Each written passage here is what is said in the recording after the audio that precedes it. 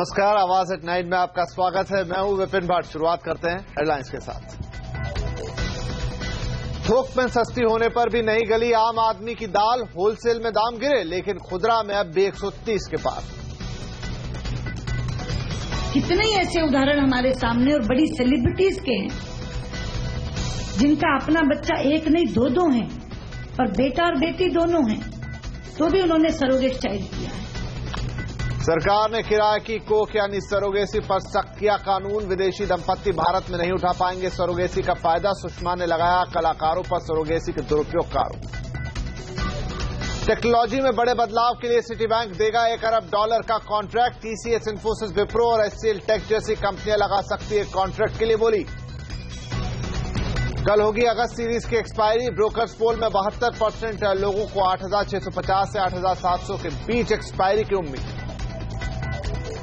मुंबई में कल से दही हांडी, लेकिन सुप्रीम कोर्ट का ऊंचाई बढ़ाने से इनकार। महाराष्ट्र नवनिर्माण सेना का खुला ऐलान, नहीं मानेंगे सुप्रीम कोर्ट का फरमान। आज कोर्ट के तहत ये आदेश हम लोग मानेंगे तो महाराष्ट्र से दही हांडी फेस्टिवल निकल जाएगा। आगे चल के दही हांडी फेस्टिवल ये बंद हो जाएगा। इलेक्ट्रिक स्पोर्ट्स कारों की दुनिया में क्रांति लाने की तैयारी में टेस्ला 500 किलोमीटर से ज्यादा चलने वाली बैटरी बनाई। स्पोर्ट्स कारों से सस्ती लेकिन रफ्तार होगी ज्यादा।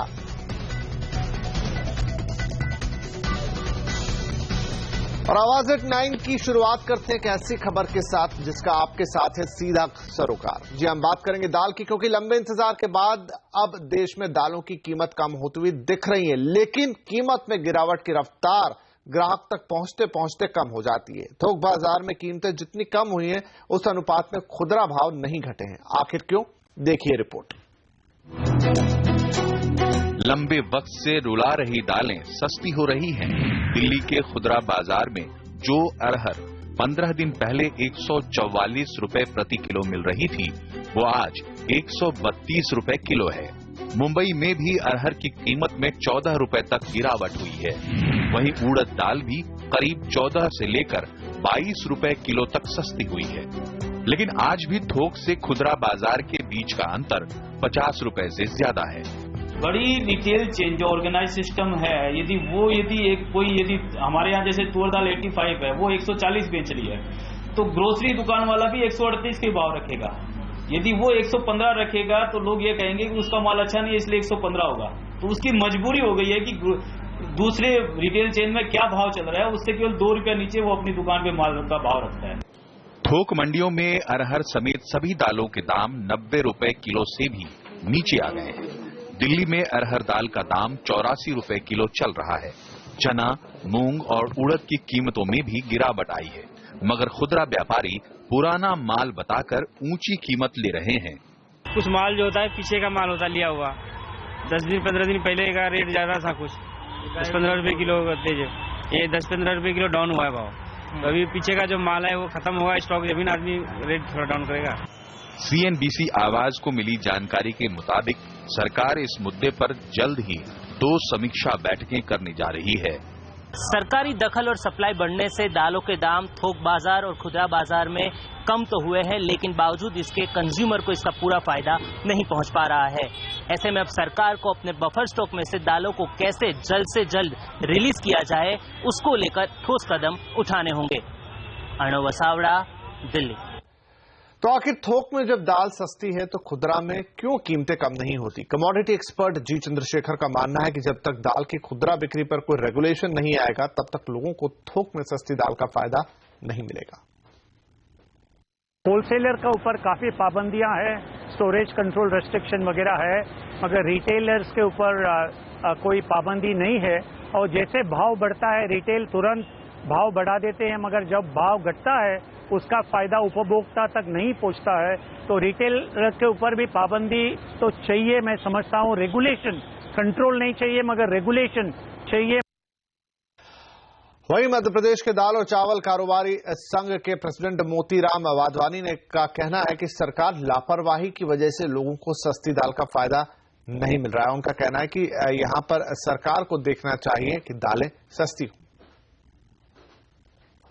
शासन से ये निवेदन है कि जब दालों का फसल आता है और गवर्नमेंट का जो समर्थन मूल्य रहता है उस पर ये लोग परचेज क्यों नहीं करते? स्टॉक इनको ले लेना चाहिए, क्योंकि जब भाव बढ़ जाते हैं फिर इनकी नींद खुलती है, कहते हैं भाव बढ़ गए, भाव बढ़ गए। चलिए, तो दाल में फिलहाल एक नरमी आती हुई दिख रही है, लेकिन आप तक इसका फायदा कब पहुंचेगा ये देखने वाली बात होगी। लेकिन एक और खाने पीने की चीज है जिसके बारे में अब आपको थोड़ा सजग हो जाना चाहिए, वो है शहद। जी हां, आपकी रसोई में मौजूदा शहद कितना सेफ है? फूड रेगुलेशन फसाई शहद की क्वालिटी के लिए बनाए गए अपने मानकों को और कड़ा करने की तैयारी में है।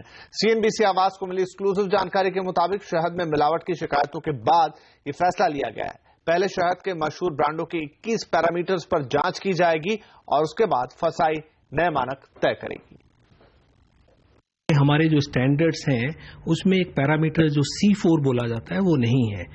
C4 की क्या लिमिट होनी चाहिए इंडियन हनी के लिए, उसके लिए हम एक छोटा सर्वाइलेंस सैंपल कर रहे हैं, सैंपलिंग कर रहे हैं और सर्वे होगा जिससे टेस्टिंग करने के बाद में C4 की लिमिट निर्धारित की जाएगी, जिसको हम स्टैंडर्ड में ऐड कर देंगे। उसके बाद में ये पता लग पाएगा कि वो नेचुरल हनी है या उसमें कोई सिंथेटिक इंग्रेडिएंट ऐड किया गया है। मौसम विभाग ने मानसून के अनुमान में कटौती कर दी है। आईएमडी के ताजा अनुमान के मुताबिक पूरे सीजन में बारिश सामान्य रहने के आसार हैं। पहले मानसून सामान्य से ज्यादा रहने की संभावना जताई गई थी। मौसम विभाग का कहना है कि ला नीना की संभावना धूमिल हो रही है, जिससे अनुमान में कटौती की गई है। पूरे सीजन में अब तक मानसून सामान्य से 2% तक कम रहा है।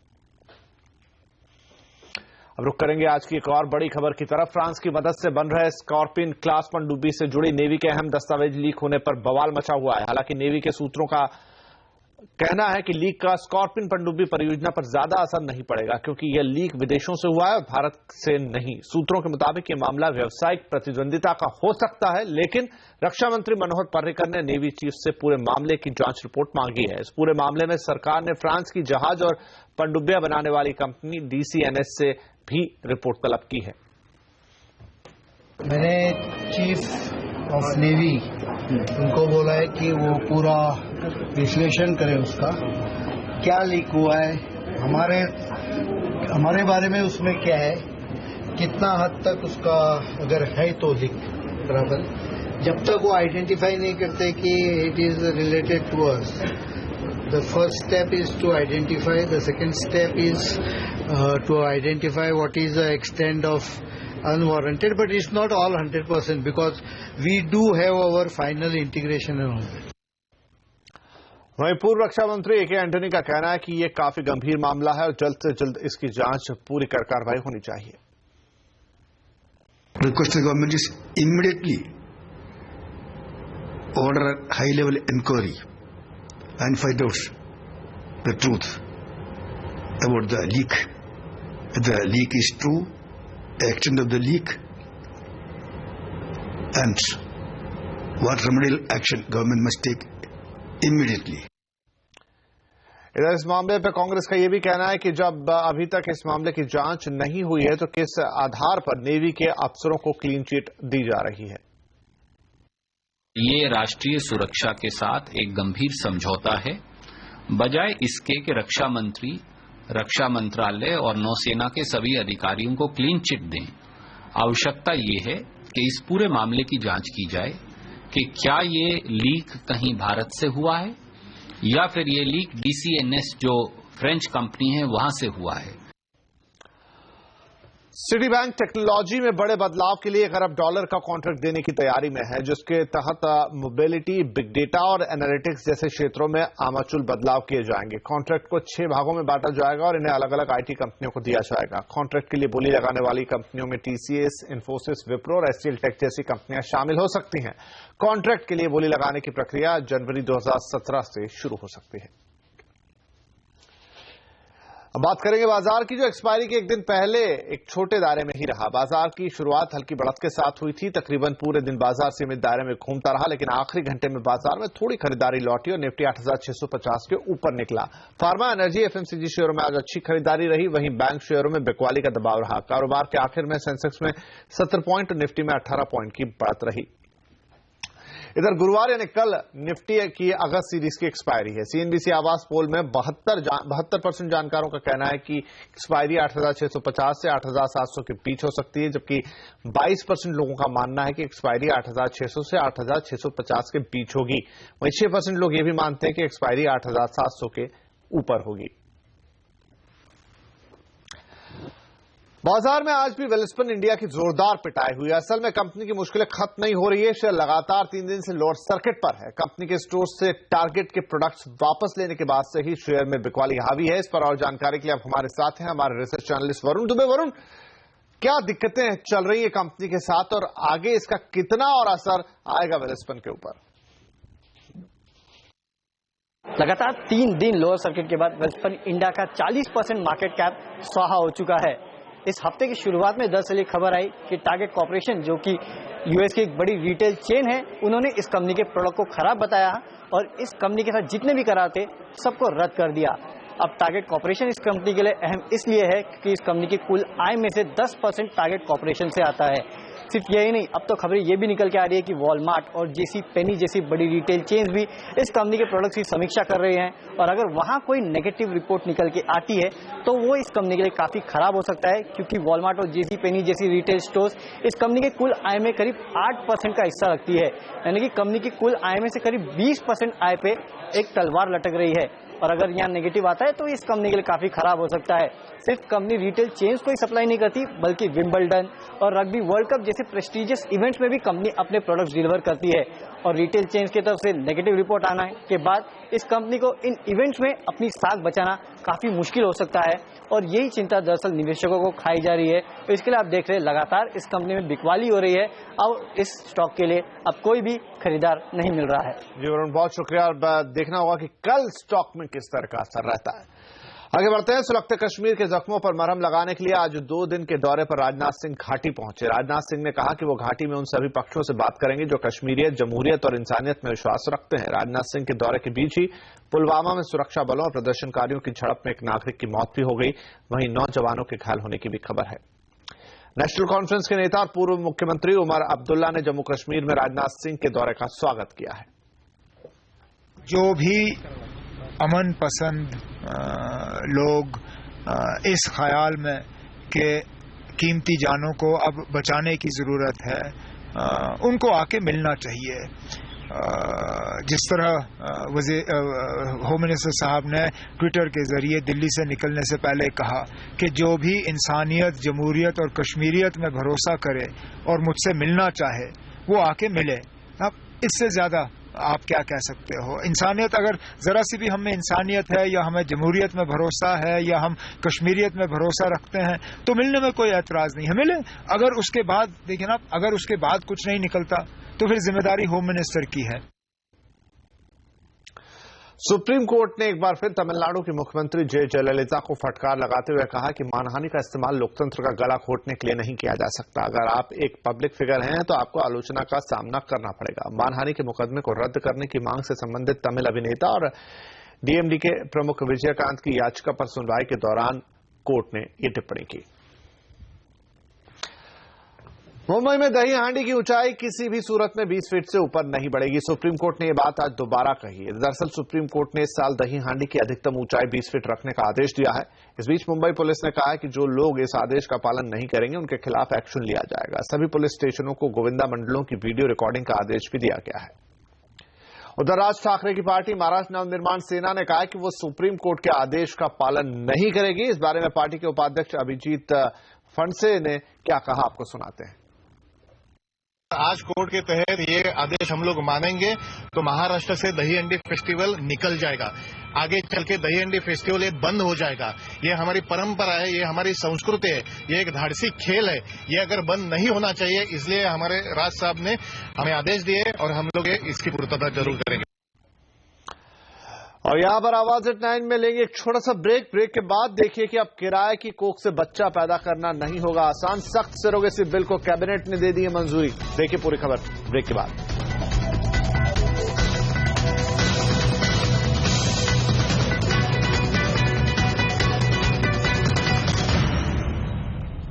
निसंतान दंपतियों के लिए विज्ञान का वरदान सरोगेसी किराए की कोख का धंधा बनती जा रही है, लेकिन बहुत जल्द सरोगेसी के गलत इस्तेमाल के पर रोक लग जाएगी। कैबिनेट ने सरोगेसी रेगुलेशन बिल 2016 को मंजूरी दे दी है।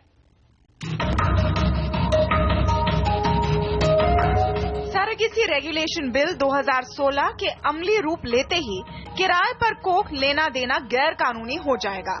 मतलब कमर्शियल सरोगेसी पर पूरी तरह से रोक लग जाएगी। नए कानून के मुताबिक विदेशी नागरिक, सिंगल पेरेंट, समलैंगिक जोड़े, लिव इन कपल और पहले से संतान वाली दंपति सरोगेसी का इस्तेमाल नहीं कर पाएंगे। न तो अविवाहित महिला को सरोगेट बनाया जा सकेगा और न ही कोई महिला दोबारा सरोगेट मां बन पाएगी। कमर्शियल सरोगेसी को प्रतिबंधित करने के लिए एक बिल के द्वारा आया है और उस बिल को आज मंजूरी दी है कैबिनेट ने। ये बहुत दूरगामी परिणामों वाला बिल है और महिला सुधार की दृष्टि में एक बहुत क्रांतिकारी कदम साबित होगा। सुषमा स्वराज ने बिल की मंशा को और साफ करने के बहाने इशारों में कुछ हस्तियों पर निशाना भी साधा। मुझे दुख है ये बात कहते हुए कि जो चीज जरूरत के नाम पर शुरू की गई थी वो अब शौक बन गई है। कितने ही ऐसे उदाहरण हमारे सामने और बड़ी सेलिब्रिटीज के हैं जिनका अपना बच्चा एक नहीं दो हैं और बेटा और बेटी दोनों हैं, तो भी उन्होंने सरोगेट चाइल्ड किया। फिलहाल देश में चल रहे 2000 से ज्यादा सरोगेसी क्लिनिक सबूत है कि सरोगेसी का कमर्शियल इस्तेमाल हो रहा था, जिस पर अब कानूनन रोक लग जाएगी। ईशा शर्मा, दिल्ली। क्या बच्चों का लालन पालन सिर्फ मां की जिम्मेदारी है? कई लोग मेनका गांधी के पैटर्निटी लीव पर दिए गए बयान के बाद ये सवाल पूछ रहे हैं। एक इंटरव्यू में मेनका गांधी ने कहा है कि पैटर्निटी लीव की बात तभी मानी जा सकती है जब पुरुष अपनी सिक लीव का इस्तेमाल कर महीने भर की छुट्टी लें और बच्चे की देखभाल करें। उन्होंने कहा कि देखना होगा कि ऐसा कितना पुरुष कर पाते हैं। मेनका गांधी ने अपनी बात में यह भी जोड़ा कि वो पैटर्निटी लीव की बात मान सकती हैं, लेकिन पुरुषों के लिए ये सिर्फ एक छुट्टी होगी और वो कुछ भी नहीं करेंगे। मेनका गांधी के पैटर्निटी लीव के इस बयान पर लोगों की क्या प्रतिक्रिया है, आइए आपको सुनाते हैं। फादर को अपनी रिस्पॉन्सिबिलिटी निभानी पड़ती है और आज की डेट में जितने भी हमारे मिडिल क्लास के लोग हैं तो उनको बहुत ज़रूरत पड़ती है कि वो घर पे जॉब के अलावा भी कुछ वक्त अपने फैमिली को दे पाएं। अपब्रिंगिंग के लिए दोनों पेरेंट्स का होना जरूरी है। मैटरनिटी लीव के साथ साथ पैटर्निटी लीव भी मिलनी चाहिए। आई थिंक फादर्स को भी पैटर्निटी लीव बिल्कुल मिलनी चाहिए। शायद इतनी नहीं जो वुमेन को मिलती है, बट फादर्स ऑल्सो प्ले करते हैं बहुत इंपॉर्टेंट रोल। जितनी रिस्पॉन्सिबिलिटी एक मदर की है अपने चाइल्ड की अपब्रिंगिंग के लिए, उतनी रिस्पॉन्सिबिलिटी एक फादर की भी होनी चाहिए, सो दैट वो दोनों साथ में अगर पेरेंट्स एक चाइल्ड की अपब्रिंगिंग करते हैं तो उसका आगे का फ्यूचर ज्यादा ब्राइट हो सकता है। रियो ओलंपिक में भारत को कांस्य पदक दिलाने वाली साक्षी मलिक का देश वापस आने पर शानदार स्वागत हुआ है। वो हरियाणा में बेटी बचाओ बेटी पढ़ाओ अभियान का ब्रांड एम्बेसडर बनाई गई हैं।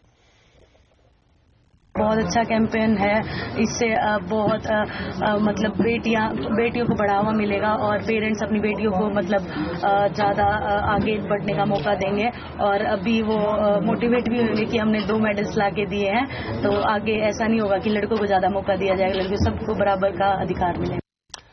वहीं इस मौके पर हरियाणा के मुख्यमंत्री मनोहर लाल खट्टर अपनी पीठ थपथपाना नहीं भूले। उन्होंने दावा किया कि ओलंपिक में गोल्ड लाने पर उनकी सरकार जो इनाम राशि देती है वो दुनिया में सबसे ज्यादा है। हमने तय किया कि जो खेल के अंदर ओलंपिक गेम्स में गोल्ड मेडल लेकर के आएगा उसका इनाम सर्वाधिक होना चाहिए। आपकी जानकारी के लिए दुनिया का सबसे बड़ा गोल्ड मेडल का इनाम यदि कहीं है तो वो हरियाणा के बाद आता है। दुनिया के लोग कहते हैं सिंगापुर ने $7.5 लाख का इनाम घोषणा किया हुआ है। अगर हिसाब लगाएंगे तो 7.5 लाख का लगभग 5 करोड़ रुपया बनता है। हमने अपने हरियाणा में गोल्ड मेडल लाने वाले को 6 करोड़ रुपए देने की घोषणा की है। दुनिया के सबसे बड़े विमान एयरलैंडर 10 की उड़ान फुस रही। 302 मीटर लंबा यह विमान इंग्लैंड में लैंड करते समय गिर पड़ा। एयरलैंडर बनाने वाली कंपनी एचएवी ने कहा है कि पायलट समेत विमान में सवार सारे लोग सुरक्षित हैं। ये दुर्घटना विमान के पोल से टकराकर नियंत्रण खोने की वजह से हुई। एचएवी ने एयरलैंडर 10 की कीमत करीब 189 करोड़ रुपए रखी है। कंपनी का अभी भी मानना है कि विमान यात्रियों के लिए पूरी तरह से सुरक्षित है।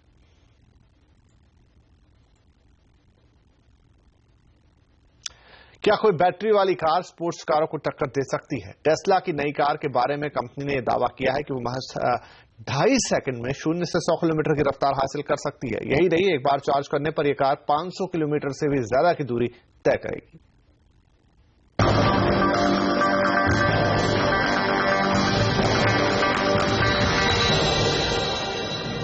ये कार लाएगी क्रांति। टेस्ला ला रही है करामाती कार। बैटरी की कार स्पोर्ट्स कारों को पछाड़ेगी। एक रिचार्ज में मुंबई से पुणे। क्या ऐसी बैटरी वाली कार की कल्पना करते हैं जिसे एक बार चार्ज करने पर 500 किलोमीटर से भी ज्यादा की दूरी तय की जा सकती है? इलेक्ट्रिक कार बनाने वाली अमेरिकी कंपनी टेस्ला जल्द ही ऐसी कार लाने वाली है। कंपनी ने 100 किलोवाट का एक नया बैटरी पैक बनाया है, जिसे गाड़ियों में लगाने के बाद स्पीड में बढ़ोतरी तो होगी ही, साथ ही इनकी रेंज भी बढ़ जाएगी। कंपनी इस नए बैटरी पैक को अपनी सेडान कार SK P100D और SUV X मॉडल में इस्तेमाल करेगी। कंपनी का कहना है कि इस बैटरी पैक के लगने के बाद स्पीड के मामले में स्पोर्ट्स कारों को ये पीछे छोड़ देगी। मॉडल S P100D की कीमत का भी कंपनी ने खुलासा कर दिया है। इसकी कीमत तकरीबन 90 लाख रुपए है, जबकि एक आम स्पोर्ट्स कार की कीमत इससे कई गुना ज्यादा है। कुमार संजय, मुंबई। बॉलीवुड स्टार दीपिका पादुकोण ने फोर्ब्स की टॉप 10 में भी जगह बनाई है। दीपिका न सिर्फ भारत की हाईएस्ट पेड एक्ट्रेस बन गई है, बल्कि वो दुनिया की टॉप 10 में शामिल हैं। कमाई के मामले में प्रियंका चोपड़ा समेत तमाम भारतीय अभिनेत्रियों को पीछे छोड़ते हुए दीपिका ने जेनिफर एनिस्टन और जूलिया रॉबर्ट्स जैसी अभिनेत्रियों के क्लब में जगह बना ली है। फोर्ब्स ने दीपिका की कमाई $10 मिलियन यानी करीब 67 करोड़ रुपए बताई है, जबकि सालाना $46 मिलियन के साथ इस लिस्ट में नंबर 1 पर हैं हॉलीवुड की अभिनेत्री जेनिफर लॉरेंस।